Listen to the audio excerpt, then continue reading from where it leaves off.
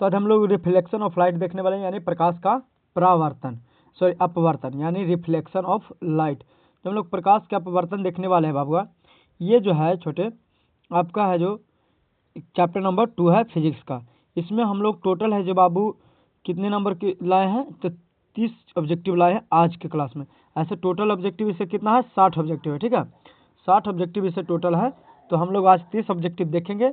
30 plus objective, अगर 30 में कोई बच्चा 28 सही कर देता है, मतलब उसका है जो यानी दूसरा चैप्टर जो पूरी तरह से क्लियर हो जाए, ठीक है। तो चलो बिना टाइम गवाए स्टार्ट करते हैं और अगले वीडियो में 30 कर लेंगे। तो आज हम लोग 30 करने वाले। कहता है कोची कि किसी शब्दकोश में दिए गए छोटे अक्षरों को पढ़ते समय आपको कौन सा लेंस पसंद आता है। कहता है कि किसी भी शब्द को, ये छोटे छोटे अक्षर है, जैसे मान लीजिए ये छोटे छोटे अक्षर है, अभी छोटे छोटे अक्षर को पढ़ने के लिए आप कौन सा लेंस है जो प्रयोग करते हैं, या कितना, हाँ कौन सा लेंस प्रयोग करते हैं, बताओ कौन सा लेंस प्रयोग करते हैं बाबू। तो 5 सेंटीमीटर के फोकस दूरी का उत्तल लेंस, 5 सेंटीमीटर के फोकस दूरी का कौन सा लेंस पसंद करते हैं, तो उत्तल लेंस है जो हम पसंद करते हैं। बाबू तुम लोगों को अब है जो जल्द ही है जो आप लोगों को सब्जेक्टिव चालू कर दिया जाएगा, सब्जेक्टिव लाया जाएगा, बढ़िया पीडीएफ तैयार करके पीडीएफ तैयार किया जा रहा है। तो आप लोगों के लिए सब्जेक्टिव अब चालू कर दिया जाएगा। अगर आप लोग चाहते हैं कि सब्जेक्टिव चालू कर दे तो आप ज़्यादा से ज़्यादा है जो कमेंट कीजिए सब्जेक्टिव, तो चालू कर देंगे, है ठीक है।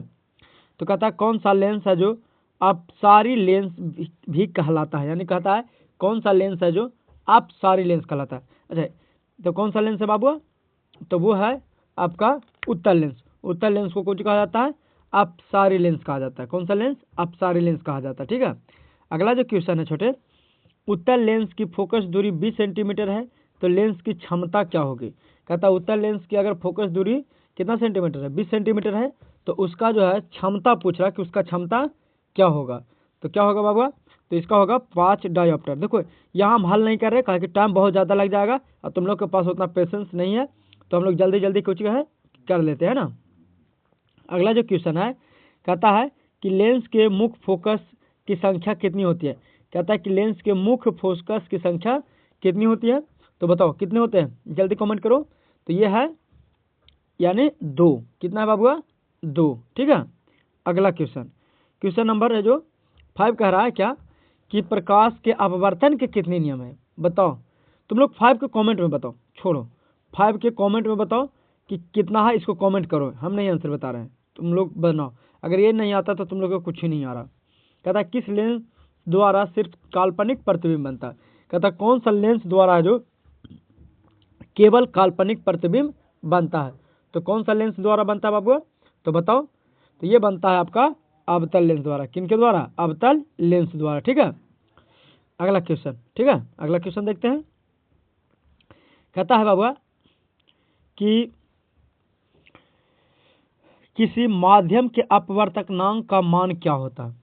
किसी माध्यम के अपवर्तनांक का मान क्या होता है, साइन आर बटा साइन आई बटा साइन आर, साइन आई गुने साइन आर, साइन आई गुने साइन आर। अच्छा दोनों एक ही दिया है, मतलब आगे आर कर लेना पीछे आई कर लेना।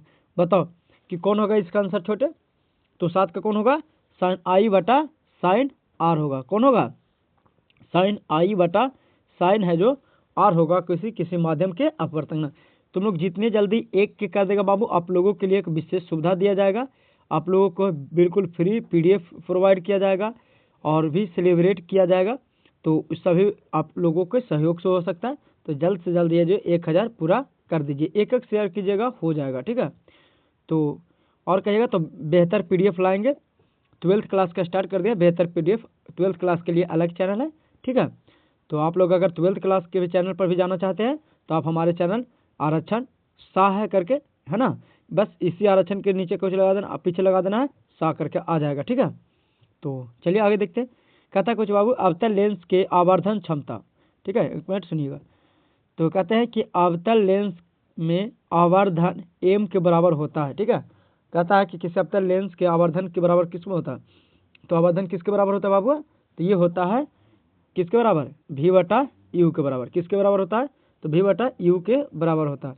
अगला क्वेश्चन कहता है कि दो डायोप्टर क्षमता वाले लेंस की फोकसांतर क्या होता है, यानी जिसकी फोकस दूरी यानी फोकस बिंदु 2 डायोप्टर है तो उसका लेंस कितना होगा, तो बताओ उसका कितना होगा क्षमता, तो वो हो जाएगा बाबूआ आपका 50 सेंटीमीटर। कितना हो जाएगा, 50 सेंटीमीटर, है ना। अगला क्वेश्चन कहता है अगर किसी वस्तु का 1 मीटर फोकस दूरी यानी किस, तो लेंस की क्षमता बतावे करा, मतलब अगर कोई लेंस 1 मीटर है जो देख पा रहा, तो उसकी क्षमता कितना होगा, कितना डायोप्टर होगा, तो उसका कितना डायोप्टर होगा, 1 डायोप्टर। ठीक है। अगला क्वेश्चन कह रहा कि एक अवतल लेंस होता है, एक अवतल लेंस होता है कैसा, कैसा होता है अवतल लेंस, तो कहता है किनारे की अपेक्षा बीच में मोटा होता है। एक अवतल सॉरी उत्तल लेंस बाबू छोड़ सॉरी, यानी कहता है उत्तल लेंस, उत्तल लेंस क्या है, किनारों की अपेक्षा बीच में मोटा होता है। अगला क्वेश्चन जो कह रहा है यानी क्वेश्चन नंबर 12, किसी बीम के वास्तविक तथा समान आकार के प्रतिबिंब प्राप्त करने के लिए उत्तल लेंस के सामने कहाँ रखेंगे, है ना। क्या किसी बीम के वास्तविक तथा समान आकार का प्रतिबिंब प्राप्त करने के लिए उस वस्तु को लेंस के सामने कहाँ रखने पर है जो हमको मिल सकता है, तो कहाँ रखने पर बाबू, फोकस दूरी के दुगनी दूरी पर, फोकस दूरी के दुगनी दूरी पर रखने से हमें प्राप्त होता है। क्वेश्चन नंबर 13 क्या कह रहा है कि निम्न में से कौन सा पदार्थ लेंस बनने के लिए प्रयुक्त नहीं किया जाता, मतलब लेंस बनाने के लिए कौन सा पदार्थों का प्रयुक्त नहीं किया जाता है, तो ये बताना है। तो ये कौन सा हो जाएगा छोटे, तो ये हो जाएगा आपका ऑप्शन नंबर बी, यानी मिट्टी का प्रयोग नहीं किया जाता। ठीक है, मिट्टी का प्रयोग नहीं किया जाता है। अगला क्वेश्चन, क्वेश्चन नंबर 14 क्या कह रहा है कि किसी माध्यम में सीमा पृष्ठ पर एक प्रकाश किरण लंबवत आधारित होती है तो अपवर्तन कोण क्या होगा, तो इसका अपवर्तन कोण कितना होगा, तो 0 डिग्री हो जाएगा। ठीक है। अगला क्वेश्चन कहता है कि यदि आपतन कोण तथा अपवर्तन कोण हो तो कोणीय विचलन क्या होगा। कहता है कि अगर आपतन कोण आई होता है तथा कौन बाबू, परावर्तन कोण यानी आर, आपतन कोण और परावर्तन कोण अगर एक कोणीय विचलन हो तो क्या होगा, कोणीय विचलन होने पर क्या होगा, तो sine i minus sine r हो जाएगा, मतलब आई माइनस आर कह सकते हैं। अगला जो क्वेश्चन है बाबू कहता है कि जब प्रकाश की एक किरण दो माध्यमों को अलग करने वाली सतह पर लंबवत पड़ती है तो वो क्या होता है। कहता है कि जब प्रकाश की एक किरण दो माध्यमों को अलग करने वाली सतह पर लंबवत पड़ती है तो क्या कहलाता है बाबू, तो वो कहलाता है क्या, तो वो कहलाता है आपका बिना मुड़े सीधे निकल जाती है ना। कहता है कि पानी से भरी बाल्टी की गहराई कम मालूम पड़ने के कारण क्या है, यही पूछा गया। मतलब अगर कोई बाल्टी है, ठीक है, ये बाल्टी है और इसका गहराई मान लें इसमें पानी भरा हुआ तो गहराई कम लगता है, क्या कि इसका जो सतह है ना उठा हुआ महसूस होता है और तो इसके कारण गहराई इसको पता नहीं चल पाता। तो जब गहराई पता न चलने का कारण क्या है, तो गहराई न पता चलने का कारण है बाबुआ आपका क्या, तो इसका आंसर हो जाएगा प्रकाश का अपवर्तन। ठीक है। कहता है कि जब प्रकाश के माध्यम से जब प्रकाश एक माध्यम से दूसरे माध्यम में जाता है तो अपवर्तन होता है ना। जब कहता है कि जब प्रकाश एक माध्यम से दूसरे माध्यम में जाता है तो अपवर्तन कैसा होता है, तो यही है जो पूछा गया था। इसका 18 का बताओ कौन सा हो जाएगा, उन्हें जूम करते हैं ताकि बढ़िया से पता चल सके, और नहीं पता चला तो क्वालिटी उन्हें बढ़ा लीजिएगा। ठीक है। तो 18 के कौन सा आंसर हो जाएगा बाबू, तो ये हो जाएगा आपका प्रकाश की चाल में परिवर्तन होने के कारण। प्रकाश के चाल में परिवर्तन होने के कारण है जो क्या होता है इसमें, इसका एक माध्यम से दूसरे माध्यम में चला जाता है। ठीक है। अगला कहता है कि सघन माध्यम से विरल माध्यम में, है ना, कोई है जो सघन माध्यम से विरल माध्यम में प्रवेश करने पर आपतन कोण और अपवर्तन कोण के बीच क्या संबंध रहता है। कहता है कि अगर कोई जो है प्रकाश सघन माध्यम से कहाँ जा रहा है, विरल माध्यम में जा रहा है, तो बताओ कि जो है उसका आपतन कोण अपवर्तन कोण में क्या संबंध रह पाता है। तो क्या रह जाएगा बाबू, तो आपतन कोण बड़ा हो जाता है। क्या हो जाता है, आपतन कोण बड़ा हो जाता है ना। अगला जो क्वेश्चन है कहता है कि जब प्रकाश की किरण हवा में कांच के प्रिज्म की अपवर्तन सतह को छोड़कर अपवर्तन सतह को होकर प्रवेश करती हुई दूसरे अपवर्तन सतह को होकर बाहर निकलते तब वह मुड़ जाती है, तब वह किसकी ओर मुड़ जाती है, तब वह मुड़ जाती है आपका बाबू प्रिज्म के आधार की ओर। किसकी ओर, तो प्रिज्म के आधार की ओर, यानी बी इज राइट आंसर होगा, है ना। आगे कहता है कि किसी बिंदु वस्तु से निकलकर किरण किसी लेंस से आपतित होकर जिस बिंदु पर मिलती है उसे क्या कहते हैं। कहता है कि किसी बिंदु वस्तु से निकलकर किरण किसी लेंस से आपतित होकर जिस बिंदु पर मिलती है उसे क्या कहते हैं। तो जिस बिंदु पर मिलती है उसे प्रतिबिंब बिंदु कहते हैं। क्या कहते हैं? प्रतिबिंब बिंदु कहते हैं। आगे कहता है क्वेश्चन बाबा कि निम्नलिखित में से किसका उपयोग लेंस बनाने के लिए नहीं किया जाता। तो कहता है किसका उपयोग लेंस बनाने के लिए नहीं किया जाता है। तो अभी बताएं कि मिट्टी का उपयोग लेंस बनाने में नहीं किया जाता है ना। अगला क्वेश्चन है कि निम्नलिखित में से कौन सी वस्तु वास्तविक प्रतिबिंब बनाता है। कहता है कि वास्तविक प्रतिबिंब कौन बनाता है। तो वास्तविक प्रतिबिंब जो बनाता है बाबू वो है उत्तल लेंस। अच्छा, अवतल लेंस कैसे बनाता है। तो ये हमेशा काल्पनिक बनाता है। कैसे बनाता है? काल्पनिक बनाता है।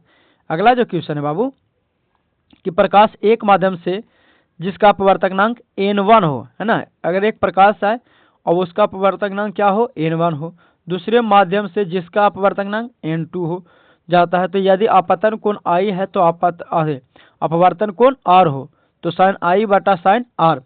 तो ए बाबू यानी कुछ है प्रकाश का एक माध्यम है साइन I, तो साइन I के जगह पर n1 रख लेंगे, साइन I के जगह पर कुछ रख लेंगे n1 रख लेंगे, रखेंगे कि ना रखेंगे, ठीक है। और क्या है, अब R के जगह पर कुछ रख लेंगे n2 रख लेंगे, R के जगह पर कुछ रख लेंगे n2, तो यानी कुछ हो जाएगा तो n1 माइनस n1 बटा n2 ना, n1 बटा n2। अच्छा, ये दोनों एक ही दिल है, इसको काटो, कोई वो कर लो, n1 बटा n2 हो जाएगा, ठीक है। अगला क्वेश्चन कहता है बेंजीन का अपवर्तनांक होता है। बेंजीन का अपवर्तनांक बता दो। बेंजीन का अपवर्तनांक तो कितना हो जाएगा बाबू, 1.30 हो जाएगा, ठीक है। अगर वीडियो अच्छा लग रहा है तो लाइक कीजिएगा। और आप लोगों को अब ऐसे नहीं, अब है जो बेहतर पीडीएफ बना करके सब्जेक्टिव के साथ चालू कर देंगे। तो ये शुभ काम होना चाहिए कोचिंग के साथ बाबू, हिंदी के साथ, कोचिंग के साथ शुरू होना चाहिए। तो हिंदी के साथ, ठीक है, क्योंकि हमारी हिंदी राष्ट्रभाषा है तो हिंदी की प्राथमिकता देना अच्छी बात होता है। तो ठीक है, तो हिंदी के साथ शुरुआत करेंगे बेहतर पीडीएफ के साथ। हम लोग क्वेश्चन कभी पर किताब पढ़ेंगे। तो हाँ, आप तुम लोग बताओ कि हिंदी में कौन सा काव्य से स्टार्ट करें या कहानी से स्टार्ट करें, बताओ। तुम लोग कमेंट में बताना है कि काव्य से स्टार्ट करें कि कहानी से। पूरे पीडीएफ के साथ बेहतर तरीका से पढ़ाया जाएगा, लाइन बाय लाइन एक्सप्लेन करके। कहता है कि किसी उत्तल लेंस के सापेक्ष कोई वस्तु किसी स्थिति पर रखी जाए कि किस स्थिति पर रखी जाए कि उसका वास्तविक उल्टा और बराबर आकार का प्रतिबिंब प्राप्त किया जा सके। मतलब कुछ ऐसे वस्तु हैं जिसको कौन सा जगह रखा जाए जिसका प्रतिबिंब वास्तविक भी बने, उल्टा भी बने और बराबर भी आकार का भी बने। तो बताओ कि कहाँ रखना पर बाबू। तो ये रखने पर आपका फोकस दूरी के दोगुनी दूरी पर, ठीक है। अगला क्वेश्चन कहता है कि उत्तल लेंस के जब वस्तु फोकस एवं लेंस के बीच रखी जाती है तब प्रतिबिंब बनता है। तब प्रतिबिंब कहाँ बनता है, तो वो काल्पनिक तथा सीधा बनता है। कैसा बनता है, काल्पनिक तथा सीधा बनता है, ठीक है। अगला जो क्वेश्चन है बाबुआ कहता है कि सूर्य अस्त के समय क्षितिज के नीचे चले जाने पर भी सूर्य कुछ समय तक दिखाई देता है, इसका कारण क्या है। मतलब कहता है सूर्य अस्त के कारण, मतलब सूर्य एकदम नीचे चला गया उसके बाद भी है जो सूर्य दिखाई देता है, इसका कारण क्या है बाबुआ। तो कारण है आपका क्या, अपवर्तन। कारण क्या है, अपवर्तन है, ठीक है। हम लोग ये लास्ट क्वेश्चन समझ लो कि लास्ट क्वेश्चन है। अगला है जो अगला पार्ट में करेंगे 30 के बाद। यदि उत्तल लेंस के सामने वस्तु 2f रखी जाए तब इसका प्रतिबिंब बनेगा कहाँ, 30 का तुम लोग कमेंट में बताओ। फिर मिलते हैं अगले एपिसोड में। बाय, टाटा, गुड बाय, मैं चला।